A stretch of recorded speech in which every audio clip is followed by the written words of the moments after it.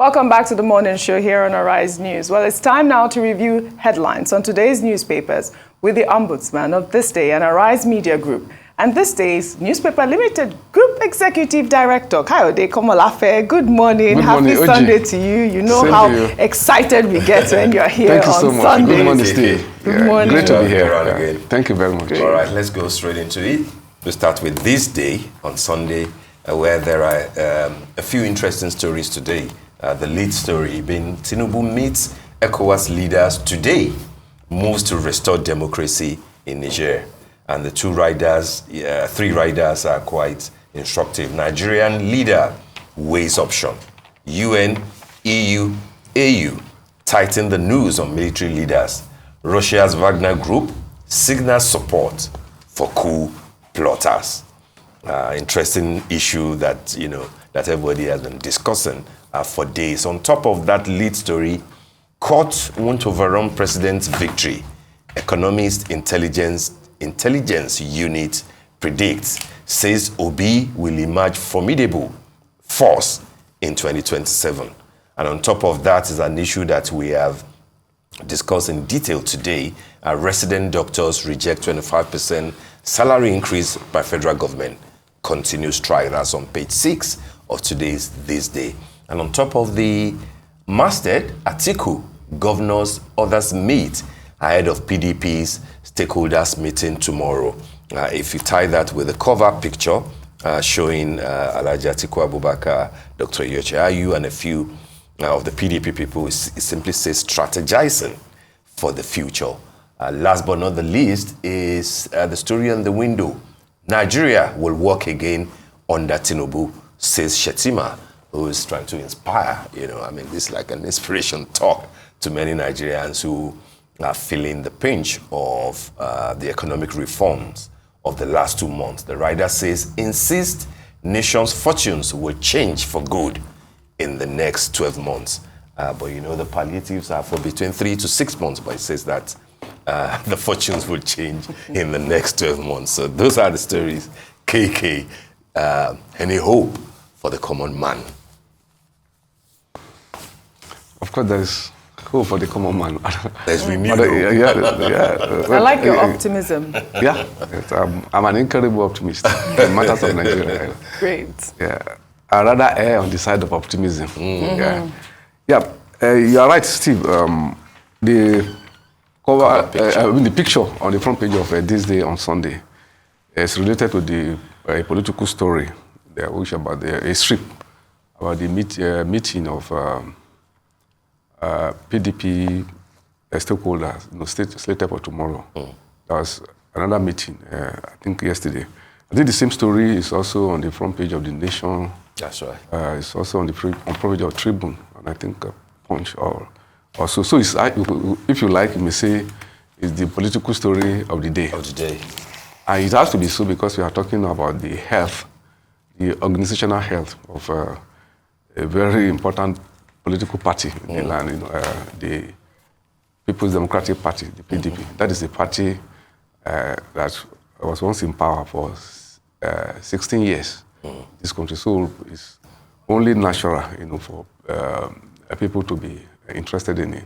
But what is significant, like you see in that photograph, you have Vice President, former Vice President Atiku, the chairman of the party, Professor Yoche Ayu, another elder, Ambassador Ekimi, and the governor of Zamfara. John Ekimi. Now, what is interesting, is like a photo essay, more or less. Is that here you have Atiku, here you have Ayu. In the rift between Wike used in generic terms. Now that is the Wike camp of PDP. Ayu, appears to be the issue. In fact, Ayu appears to be the last straw. That broke the camel's back. In the rift. Now, but in the meeting, a lot of hope. Therefore, talking of hope again, will be pinned by PDP stakeholders against the meeting for tomorrow. But if what happened at the weekend in the preparatory meeting, if it's anything to go by, it means that the party has to do a lot of work in order to be able to heal the wounds within, and in doing so, may have a hard nut to crack. Now that Wike is already nominated by President Tinubu as a minister, and the story is that some of the stakeholders are saying that he will either be in PDP, or be a minister of in an APC government. That he will not be allowed to eat his cake and have it, as they say. Now, but then it just shows that in the coming days, more news will come from the house of PDP. The other story, like we said, which is the story not just nationally but internationally, that's a bit of interest, is the coup in Niger. Now, with AU, ECOWAS, issuing ultimatum, and the coup plotters, appear, to be determined, not to yield ground, and also even internationally, EU, the United Nations, and but then what should interest us is the rider, which you pointed out, Steve. That is that now you're having the Russian mercenaries, there, and in all this, strategic analysts, have been pointing to one point that I've been pointing to a trend in the geopolitics and stability. That is that perhaps Niger again is suffering from the cost of its mineral endowment. Here you have perhaps the greatest exporter of uranium in the world. That's right. Niger, ironically, the country is also one of the poorest countries in the world. Now uranium, is used in the new technology in many. Now, if Russia and China, are interested in the Nigerian uranium, and also the West too, they are also interested. So it does not seem that the crisis, will be a thing that could be resolved, by ECOWAS or by EU. I see it as a center, of a play, of a geopolitical play, given what has happened in Mali, quite recently. So it's a challenge to leaders in the sub-region that we are having a crisis, which will have a serious international dimension, and the different powers, we see it as a so you don't think that this meeting Tinubu is going to have with the ECOWAS leaders today would, make any huge difference? I mean, he just became ECOWAS chairman, and there's the story out there that it's like some sort of disobedience from Niger Republic, because if you recall, when he gave that resounding speech against coups in West Africa, he also affirmed Africa's unity. And, we have seen reports on social media, interviews on social media about Tinubu's influence, that's Nigeria's president, as ECOWAS chairman in that region. What's your take on that? Yes, of course. I believe it will make the efforts, in the sub-region, make a lot of difference. But what I'm just trying to say is that the work to be done is going to be a very hard one. A lot of diplomatic, efforts, will have to be put. And that the political antenna of the leaders in the sub-region should be sharp enough to know that this matter is not just a local problem of Niger. Yes. It has international dimension. And therefore, that will inform the strategy of ECOWAS and the AU to solve it as an African problem. All right, let's go over to This Day Style. If you can pull up This Day Style.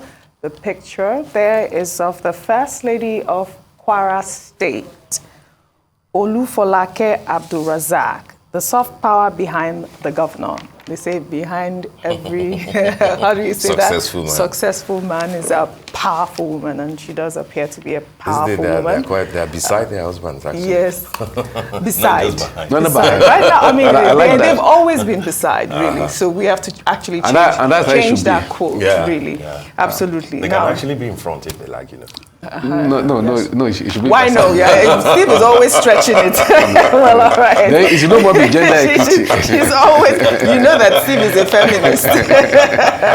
Well, you know, Miss Olufolake is a seasoned diplomat with over 3 decades of service to the nation. She has served in various capacities, leaving an indelible mark on Nigeria's diplomatic landscape, leading advocacies and influencing policies and programs that directly affect women, youth and children. Now, on her 56th birthday, happy 56th birthday, she looks amazing. Happy birthday. The First Lady intends to dedicate this interview to the memory of her late sister as a heartfelt tribute to the bond they once shared. It's beautiful. She hopes to shed more light on her roles and responsibilities as the First Lady of Kwara State, her vision for a more equitable society. And that's what we always call for, a more equitable society. Happy 56th birthday. She looks beautiful. She does. All right, KK, we have just barely 3-4 minutes to go. So let's take a combo. Punch and Tribune, Sunday Punch and Sunday Tribune have similar cover stories on the strike, the looming strike by the NLC. Punch says nationwide strike. Stock homes with food, medicines, others, Labour tells Nigerians. While Tribune says adamant Labour declares nothing can stop August 2 nationwide strike. But there's another story that is related to that on the window of the Punch. Cost of living, revenue drops as fund seekers shun recreation centers, pubs, others. Which goes back to what I said about you can't build a nation on palliatives. You know, you have to attack the main issues. But let's add the will to it very quickly. But, it's more political. It says national chairmanship, Tinubu's preference for Ganduje rocks APC. And then on the window, who is backing Mujahid? Asari Dokubo. Given what has been happening with... We haven't heard of any arrests or anything yet. So or even a caution, you know, to Asari Dokubo. People now are asking, is he the militant general to the new president, Bola Ahmed Tinubu? No word of caution yet whatsoever from him. Those are the 3 papers in 1 minute if you can deal with them. Okay. Well, on the strike, I think what should be strike is that in order to avoid the strike, the government should engage the leadership of the NLC. Not just the NLC, but Labour in general, you know, and that on the table, you know, there should be a demonstration of sincerity of purpose, and also that all the workable options, you know, should be, you know. So I think with a proper engagement, it is possible to avoid the strike because the strike already there is hardship in the land. You know, if you have a socio-economic disruption, it will also add, you know, to it. So the onus is actually on government, you know, to ensure that, you know, proper engagement, you know, takes place before. You think that the strike should be avoided? Because what people are saying is that those who used to lead strike actions are now in power, but they don't want Labour to protest. There's some sort of hypocrisy going on. No, but even for Labour, you know, strike is not a picnic. You know, yes. I mean, Labour, workers go on a strike, you know, out of, you know, frustration as the last minute. So it's not fun. No. So people should not call for strike, you know, as a matter of fun. You know, it is because that is the last weapon, you know, that should be used. You know, you get it. It's not an anarchistic enterprise. You know? That's true. So once is, you know, constructively that the demands, you know, Labour should marshal its demand. Government should, you know, negotiate, and there should be sincerity of purpose to be able to engender enough confidence, you know, for workers now to now have a rethink, you know, on their own Aside Dokubo, do you have any word on him at all? Of course, I do. Non-state actor. No, I do. I think that the Nigerian state should be very careful, of not, surrendering its authority, to non-state actors. It's not just permissible, and that if anyone, no matter the nomenclature that it carries, poses a threat or makes statement that can, cause a threat to the national security, I think the security agencies, should be able to do their work, to prevent that from happening. I think the trend, given, some of the statements and some of the actions, It's not hiding the fact that he's close to the president. No, in a country of law and order, that should not be permissible. Absolutely. Yeah, because people are even drawing the question of Sunday Igboho, who was an agitator for Yoruba nation, and now to, we don't even know if he's on exile or he's just in prison and stuff. We saw. Yeah, but those, Sunday Igboho and Asari I feel like they're two different. Or even the video calls, of him really addressing militia. Yes, exactly. It is that exactly. really. It's almost very treasonable. A lot of the things that he's done. Carrying AK-47. The rule of law should be in place, and then it should be applicable to everybody. Absolutely. Yes. Whether you are close to power or you are distant from power, there should be the application of the rule of law, in the interest of stability to absolutely threatening a governor and all of that, carrying AK-47 on television, and no one, and DSS. Let's hope that the National Security Advisor is watching, needs to be addressed. And maybe this will be one of his very first tests as to how he deals with the issue of non-state actors, pretending to be super Robocops. Super Robocops, well, super Robocops. All right, thank you so so very much, KK. Thank you so much. Appreciate it, as always. Hope we'll see you next week.